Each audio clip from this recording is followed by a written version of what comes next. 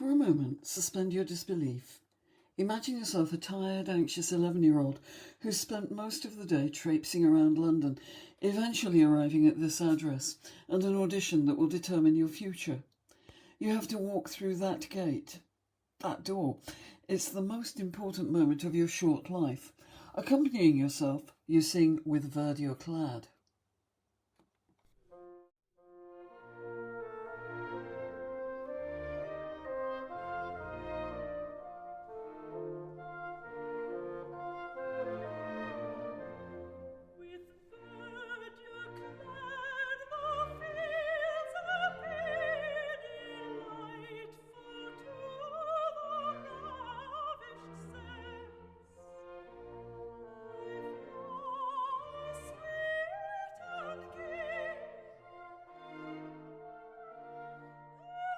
And then you're sent away, not knowing the outcome, because Thomas Helmore, master of the Children of the Chapel Royal, for whom you've just sung, has told you you're too old.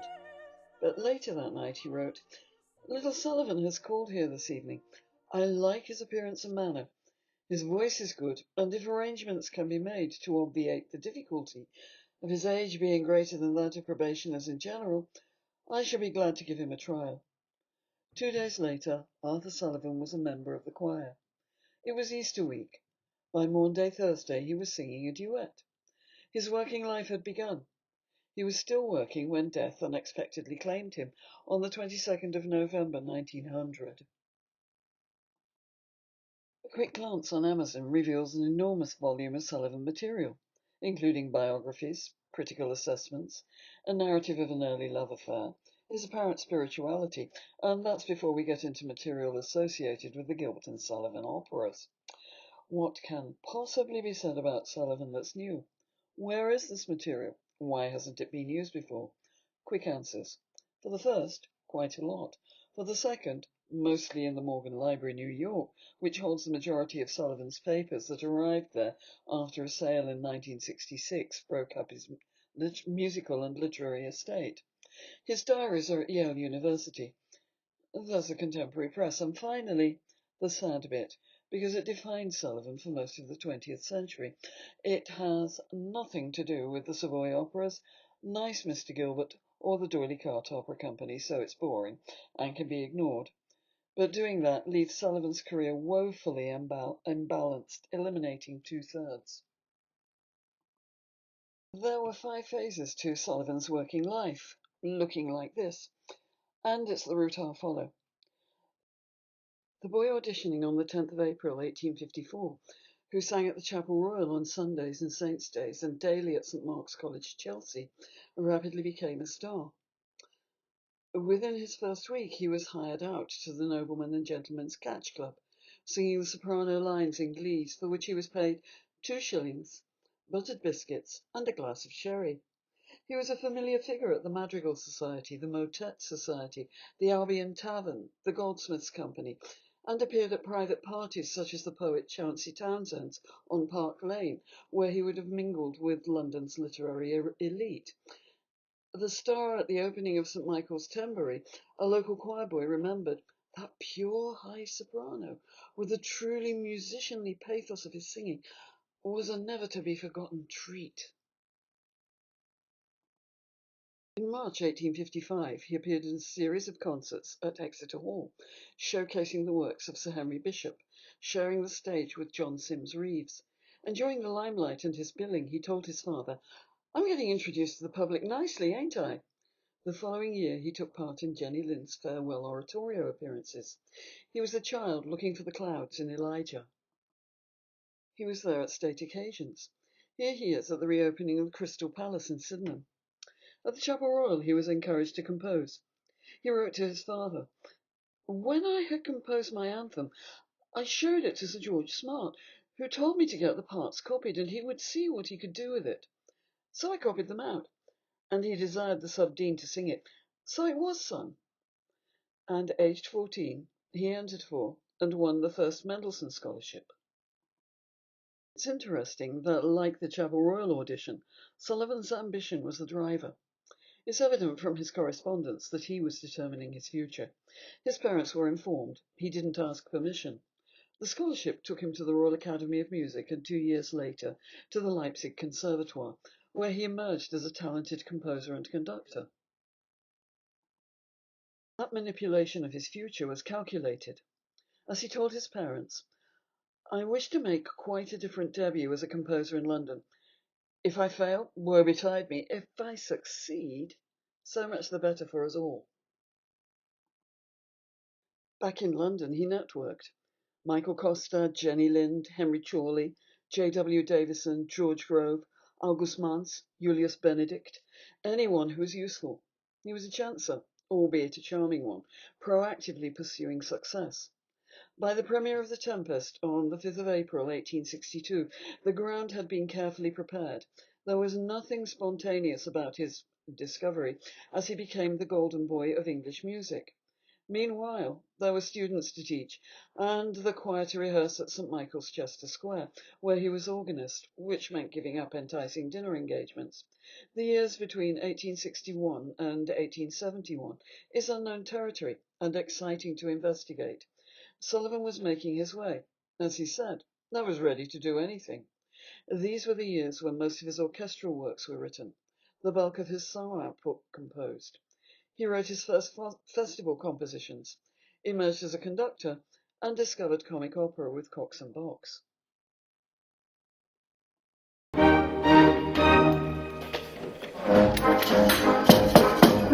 Write a plan like a military man. Now one is the hope going polished. I bet you a hat that as to the cat in the army's abolished. Write a plan, you're a military man. Honest I hope, though it doesn't appear. And as to the cat, there's treacherous cat. If it isn't in the army, don't have it here. Write a plan, write a plan, write a plan, write a plan, write a plan, write a plan, write a plan, write a plan, write a plan, write a plan, write a plan, write a plan, write a plan, write a plan, write a plan, I'm a military man. Write a plan, he's a military man. I'm a military man. He's a military man. I'm military man. Write a plan, I'm a military man. Honest I hope, though I hope, if it isn't in the army, then we won't have it here. Write a plan, write a plan, write a plan, write a plan, write a plan, write a plan, write a plan, write a plan, write a plan, write a plan, write a plan, write a plan, write a plan, I'm a military man. Write a plan, you're a military man. I'm a military man. I'm military man. I'm military man. Write a plan, I'm a military man. Honest I hope, though I hope to appear. And as to the cat, the treacherous cat, if it isn't in the army, then we won't have it here. Write a plan, he's a military man. He's a military man.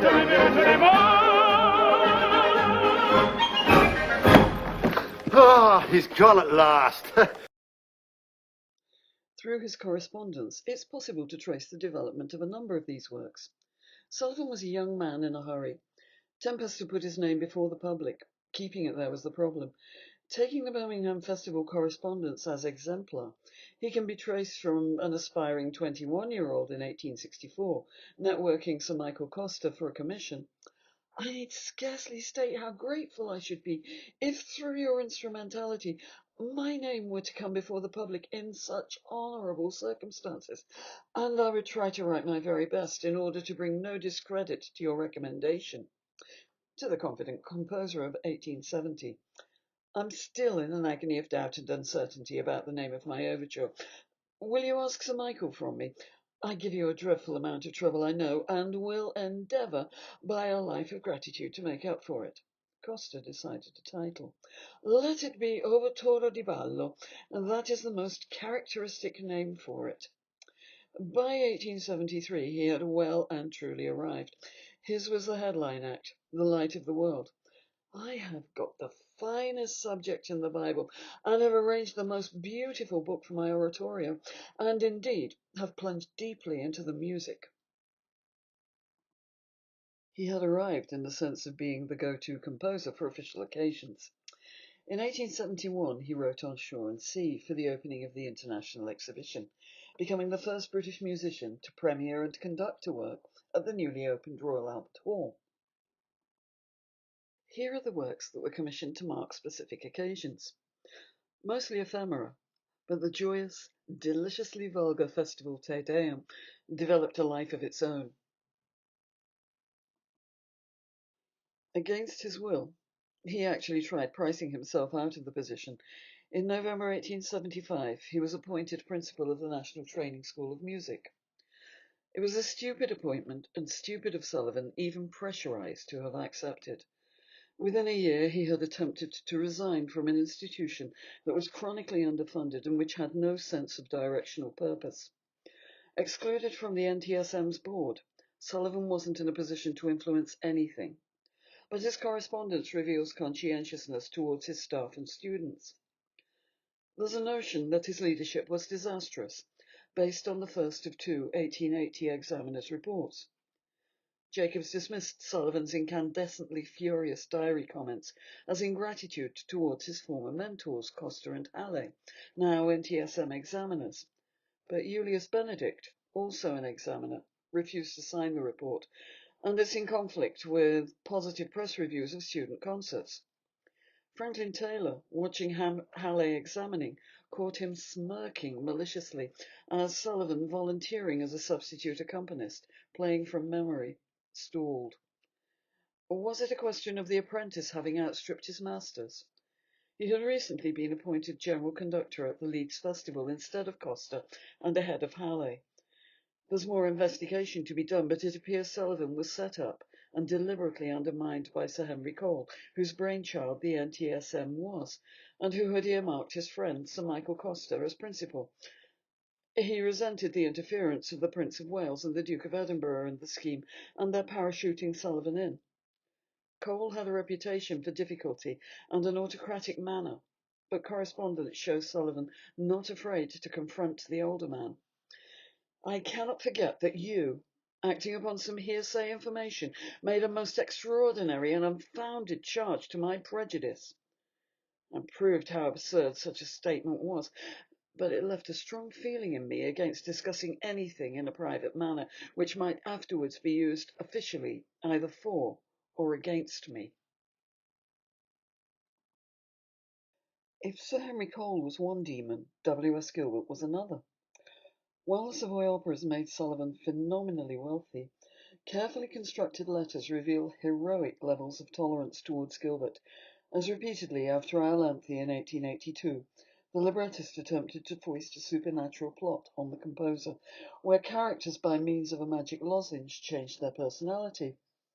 In 1883, Sullivan's pushing back against Gilbert led to Princess Ida. In 1884, The Mikado, 1887 to The Yeoman of the Guard, and in 1889 to The Gondoliers. He refused to accept Gilbert's perhaps infatuated choice of leading ladies, Julia Neilson and Nancy McIntosh. They couldn't sing.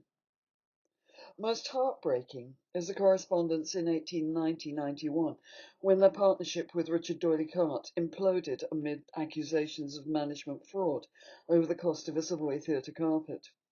The level of acrimony that Gilbert blazed at his former colleague, at a time when Sullivan was engrossed in writing his opera Ivanhoe, reveals a level of emotional insensitivity that is difficult to comprehend. Gilbert had to be right, and Sullivan in a court of law had to acknowledge that he was right. Sullivan's responses reveal him exhausted by a dispute that he wasn't a party to. The whole affair, he wrote, was making him mentally and physically ill, and there is no reason to doubt his statement.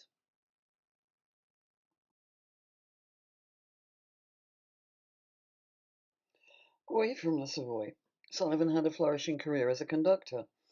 By 1880, he was directing the Leeds Festival, and for 3 seasons, 1885 to 87, the Philharmonic Society's concerts. His letterpress books show him hand-picking his players as he built his orchestras. It's fascinating to follow the men who worked for him. Some, like Henry Le Bon, Sam Hughes, or Henry Lazarus, he'd first known as his father's colleagues at Kneller Hall. John Carradus, William Fry Parker, and Charles Henderson had been with him from the 1870s. Others, like Edgar Hurley, had come from the Savoy Band. Unlike his contemporaries, Richter and Wood, he didn't suffer from the deputies problem that often benighted rehearsals. He was a martinet, and players knew that if they got a gig with Sullivan, it would happen, and they would be decently rewarded. Here he is in Dublin, rehearsing at the National Conservatoire. As you can see, there are women present. Letterpress correspondence makes clear he had received a band list with players' backgrounds a month in advance. The ladies weren't surreptitiously smuggled in. This, 18 years before Wood accepted females in the Queen's Hall Orchestra. Press accounts reveal he was exceptional. Never an heroic conductor, as far as he was concerned. He was the channel for the composer whose work he was interpreting. It's interesting that both Sullivan and Artonikic encountered Karl Reinecke during their early years. Hanslick dismissed Sullivan as a drowsy fellow, and because it's Hanslick he must be right, but other critics were available, and it's clear that Sullivan overhauled performance standards at the Philharmonic, where his concerts rivaled Richter's. The directors were horrified when he announced his intention to resign at the end of the 1886 season, persuaded him to continue into 1887, when he did resign. They turned up en masse on his doorstep to cajole him to stay.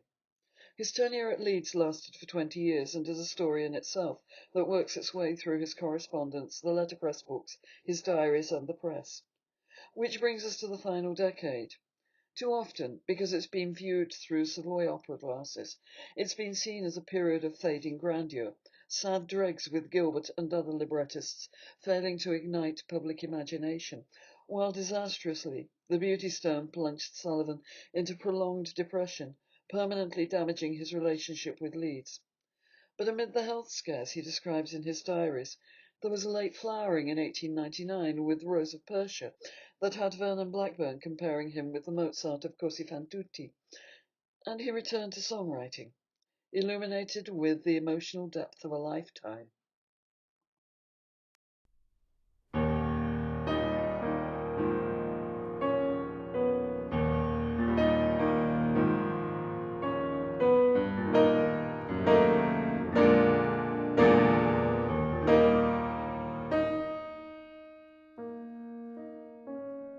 Tears, idle tears, I know not what they mean. Tears from the depth of some divine despair, rise in the heart and gather to the eyes, in looking on the happy autumn fields, and thinking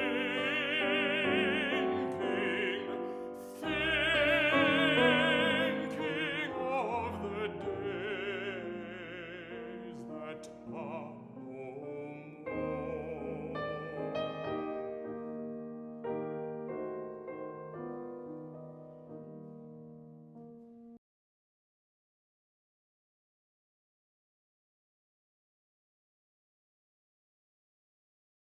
He had plans for the future, a final work, The Emerald Isle, for the Savoy, and then an opera for Clara Butt, under his own management. But that was before the 22nd of November 1900. In 1897, Herbert Thompson derisively called Sullivan the people's composer. If there was ever any doubt about what he meant to the public, here are photos of his funeral. It's impossible in 20 minutes to cover every aspect of a working life as full as Sullivan's.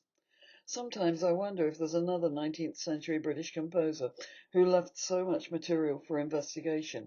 It really does run from childhood to death and covers every aspect of Sullivan's life. Some, like the diaries, was private, locked to his thoughts alone. I'm certain he would be horrified by their investigation, particularly by a woman. When he felt he was being intruded upon, his response was invariably impertinence.